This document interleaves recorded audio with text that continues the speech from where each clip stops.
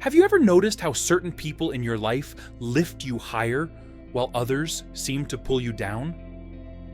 The Buddha once told his closest companion, Ananda, something profound that might surprise you. When Ananda suggested that good friendship was half of the spiritual life, the Buddha corrected him, saying, "Do not say so, Ananda. Noble friendship is not half of the holy life, it is the entire holy life." Think about that for a moment. The Buddha, who emphasized personal effort and self-reliance in many teachings, placed friendship at the very center of spiritual growth. Why? Because who we choose to walk with on this path fundamentally shapes who we become. In Buddhism, we talk about kalyana mitta, noble or spiritual friends. These aren't just any friends. They're the ones who inspire virtue in us, who remind us of our highest potential when we forget, who gently guide us back to mindfulness when we lose our way. Consider your own life for a moment. Can you identify those special people who naturally bring out your best self? Perhaps it's someone whose mere presence makes you want to be more patient, more compassionate, more mindful.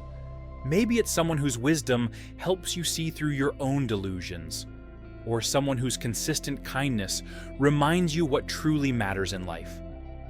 These are your noble friends.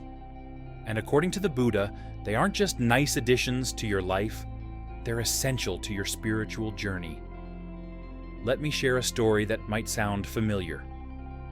Maya, a dedicated meditation practitioner, moved to a new city for work. In her previous community, she had a strong meditation group that met weekly. They supported each other through challenges, celebrated progress, and kept each other accountable. But in her new location, she knew no one interested in meditation. At first, Maya maintained her practice diligently, but gradually, without the support of like-minded friends, her meditation sessions became shorter, less frequent, and eventually irregular. Despite her best intentions, she found herself drifting from a practice that had once been central to her life. Then Maya met Kai at a local community event. Kai happened to mention his own meditation practice, and they connected immediately. They began meeting weekly to meditate together. Soon, other friends joined them. Within months, Maya's practice wasn't just restored. It deepened beyond what she had experienced before. The questions, insights, and encouragement from her new spiritual friends elevated her understanding in ways solitary practice never could. This illustrates what the Buddha taught. The path is walked on our own feet, but rarely walked alone. Consider another example we all recognize, trying to establish healthier habits. When Jack decided to live more mindfully, to eat with awareness, reduce stress, and cultivate compassion, he found it challenging in the company of friends who valued very different things. Their gatherings centered around activities that left him feeling depleted rather than replenished. Eventually, Jack connected with a community that shared his values. These friends didn't necessarily follow Buddhist teachings, but they cared about living with intention, being present, and treating others with kindness. In their company, Jack's aspirations no longer felt like swimming upstream. His noble friends normalized the very qualities he was working to develop. The Dhammapada, one of Buddhism's most beloved texts, tells us, "Should you find a wise critic to point out your faults, follow that sage as you would a guide to hidden treasure. To associate with such a one is nothing but good." And elsewhere, "If you find no one to support you on the spiritual path, walk alone. There is no companionship with the immature, but seek friends of equal or higher virtue, and walk the path together with diligence." The Buddha wasn't suggesting we become hermits. Rather, he was emphasizing quality over quantity in our relationships.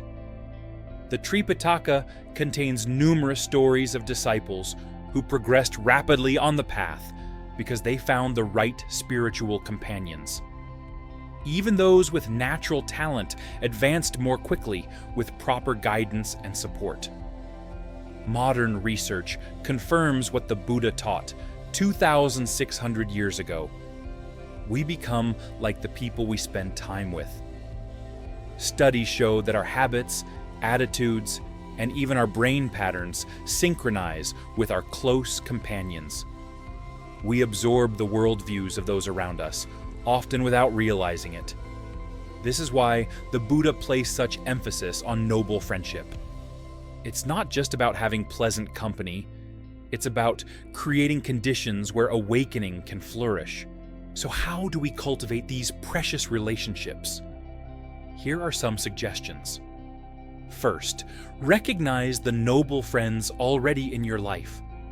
They might not wear robes or speak about Buddhism, but they embody qualities you aspire to develop. Perhaps integrity, generosity, or mindful presence. Second, be intentional about spending time with these people.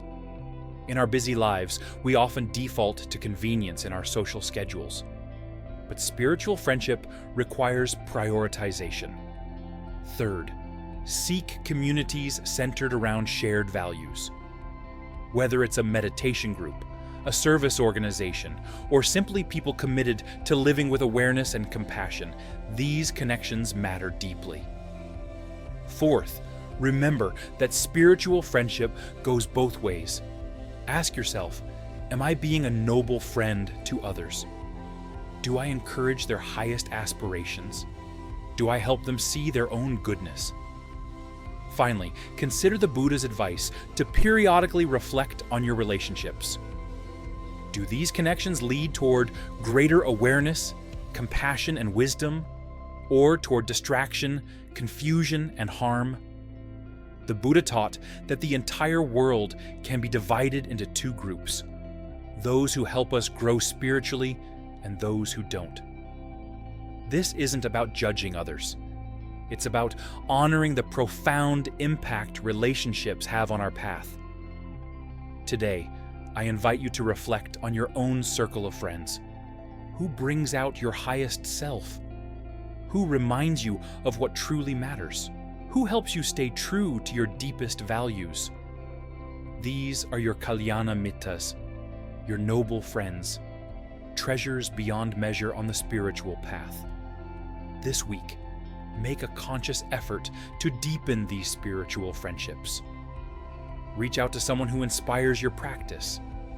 Express your gratitude to those who have supported your journey. And perhaps most importantly, look for opportunities to be a noble friend to others. Remember the Buddha's words: the entire holy life rests on spiritual friendship. Your noble friends aren't just shaping your day or your mood, they're shaping your destiny. Choose them wisely, cherish them deeply, and watch how your path unfolds with greater clarity, purpose, and joy. May you be blessed with true spiritual friends who light your way to freedom.